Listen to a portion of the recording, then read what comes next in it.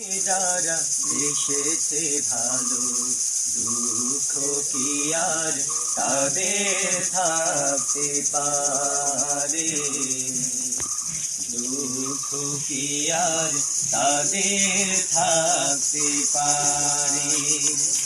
আল্লাহকে যারা বেসেছে ভালো, দুঃখ কি আর তাদের থাকতে পারে?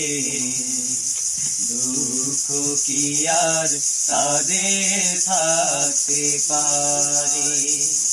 যারা রয়েছে মুখে কোরআনের বাণী, রয়েছে মুখে কোরআনের বাণী, হতাশা কি আর তাদের থাকতে পারে? দুঃখ কি আর তাদের থাকতে পারে?